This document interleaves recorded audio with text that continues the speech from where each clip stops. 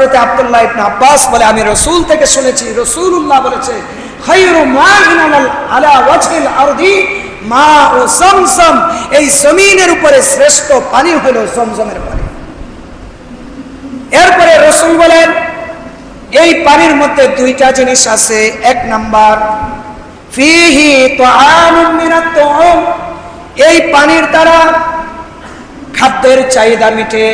এই পানির দ্বারা কিসের চাহিদা মিটে বলেন? আমরা জানি আমরা খাবারের জন্য দুই ধরনের বস্তু ব্যবহার করি, একটা পানীয় আর একটা খাদ্য। খাদ্য ব্যবহার করি খাবারের চাহিদা খিদা মেটানোর জন্য, তৃষ্ণা নিবারণের জন্য পানীয় ব্যবহার করি। আর আল্লাহর রাসূল বলে জমজমের পানি এটা পানি নামে, কিন্তু এর মধ্যে খাদ্যের চাহিদা পূরণ করার ক্ষমতা আছে। বলেন না সুবহানাল্লাহ। দলিল কি? বাস্তবে এমন নজির আছে কিনা? না রাসূলের বক্তব্যের মধ্যেই রয়েছে।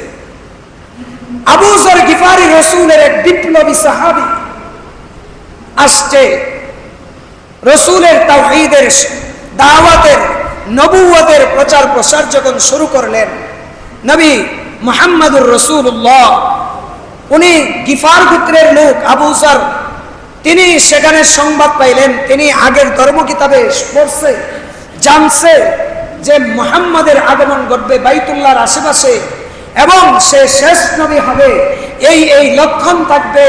বলে আবু যর গিফারি যখন নবী মুহাম্মাদের সংবাদ তার কানে পৌঁছলো, আবু যর গিফারি নিজে মুহাম্মাদুর রাসূলুল্লাহর নবুয়তকে যাচাই করার জন্য, নবী মুহাম্মাদুর রাসূলুল্লাহর ব্যক্তিত্বকে যাচাই করার জন্য বাইতুল্লাহ আসছে পরীক্ষা করার জন্য।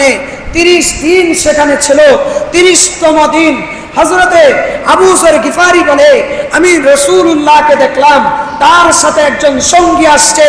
আয়েশা হযরত আসওয়াদের মধ্যে চুমু দিল, বাইতুল্লাহ তাওয়াফ করলো, তারপরে 2 রাকাত নামাজ পড়লো। এরপরে আমার দিকে রাসূলুল্লাহর নজর পড়লো, আমাকে জিজ্ঞেস করলো তুমি কে? আমি বললাম আমি আবু যর। বলল তুমি কোথায় থেকে আসছো? বলে আমি গিফার গোত্র থেকে আসছি। বলে কেন আসছো? বলে এই জন্য আসছি। যে জন্য আসছি সেই কারণ বললাম। বলে তুমি কতদিন হয়েছে আসছো? বলে আমি 30 দিন যাবত আমি এখানে অবস্থান করতেছি। বলে তুমি 30 দিন খাইলা কি? আবু যর গিফারি বলে হাদিসের মধ্যে আসছে, আবু যর গিফারি বলে আমি এই 30 দিন জমজমের পানি ছাড়া আর কোনো কিছু খাই নাই, পান করি নাই। সুবহানাল্লাহ। আরো জোরে বলেন না সুবহানাল্লাহ।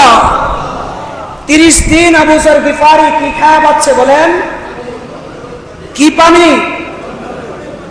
তাহলে রাসূল যে বলছে জমজমের পানি এমন এক পানি যেই পানি দিয়া শুধু তৃষ্ণা নিবারণ হয় না, এটা দিয়ে মানুষের খাদ্যের চাহিদাও পূরণ হয়। বলেন কথা কি সত্য না মিথ্যা? আবু যর গিফারি বলে আল্লাহর রাসূল বলে আবু যর গিফারি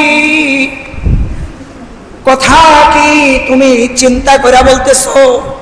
আবু যর গিফারি বলে ইয়া রাসূলুল্লাহ শুধু এই পানিতে আমি জীবন যাপন করছি, এতটুকুর মধ্যে সীমাবদ্ধ না।